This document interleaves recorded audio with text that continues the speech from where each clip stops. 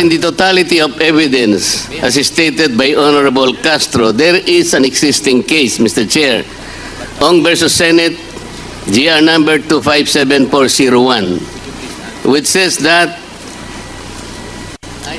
the court ruled that the determination of whether a testimony was false or evasive requires an assessment of the totality of evidence presented to determine whether a witness speaks truthfully or merely trying to evade answering the question directly. So I am asking, Mr. Chair, how was the totality of evidence assessed, if ever it was assessed? Ano po yung pinagbatayan?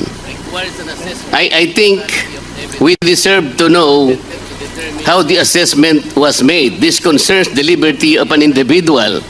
Under the Constitution, no one should be deprived of life, liberty, or property without due process of law.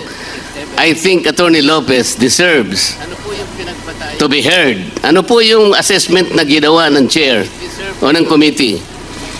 Kasi po, ang nabasa ko lang o nakita ko, Mr. Chair, Attorney Lopez wrote the COA explaining the position of the OBP that the audit observation memo is not conclusive, which means, Mr. Chair, Attorney Lopez is merely explaining the nature of an audit observation memo. If I were the lawyer of the OBP, I would have done the same, because I think the very nature of the AOM, it is not final and executory.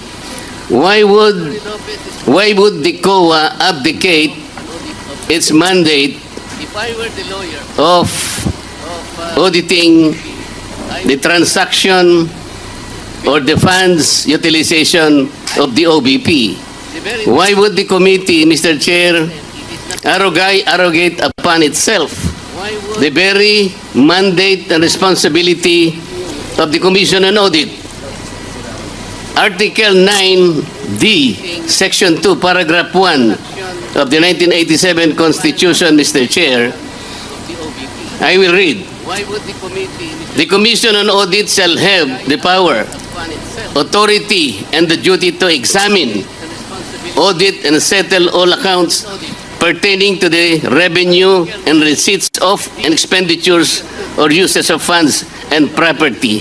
Mr. Chair, this constitutional provision jibes with Section 25, Paragraph 2 of Presidential Decree 1445 or the State Audit Code of the Philippines, which says, to develop and implement a comprehensive audit program that shall encompass an examination of financial transactions, accounts, and reports, including evaluation of compliance with applicable laws and regulations.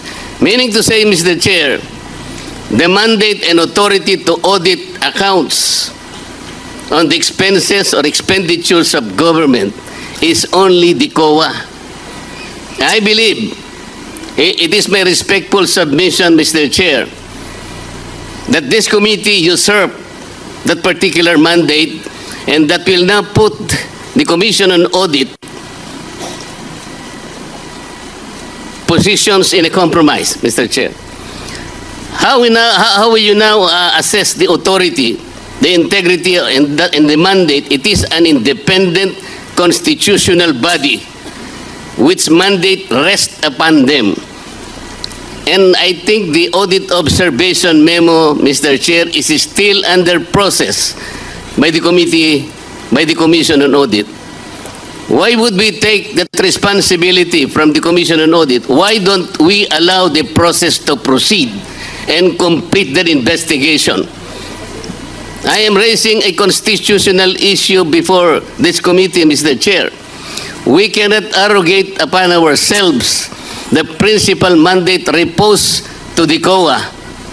It is the Constitution itself which gave them that responsibility, that authority and mandate. Where in Article 7 of the Philippine Constitution, which is the grant of legislative power can this committee arrogate upon itself that particular mandate? I would like that question to be answered, Mr. Chair. Thank you, Congressman Marcoleta. The Chair would like to recognize the Honorable Congressman Paduano. Thank you, Mr. Chairman. Mr. Chairman, just to clear it out with regards to the jurisprudence that's cited by the Honorable Marcoleta with regards to Ong versus Senate. That is true. No, that the resolution of the Supreme Court favors Lincoln Ong, but that is a question of due process because Lincoln Ong was cited in contempt. Now, question the case of Mr. Chair, I directed Andale the po. question to you. I am not yet finished my manifestation or answer to the query of the Honorable Marcoleta. Mr. Chairman. Mr. Please Chair, wish was to be the recognized, Honorable... I have all, Congressman Marcoleta wishes to Chairman. be recognized. Mr. Chairman, I have all the Mr. right. Chair, Paduano, you the have question was addressed to the Chair. With respect to the Chair, and let the Chair to answer. This is a constitutional issue. Congressman Marcoleta, let me first recognize Congressman Paduano. Before you answer, before you recognize him, Congressman I Marcoleta, deserve, you are out of order. I deserve, Mr. Chair, an answer. 1 minute suspension is declared by Chair.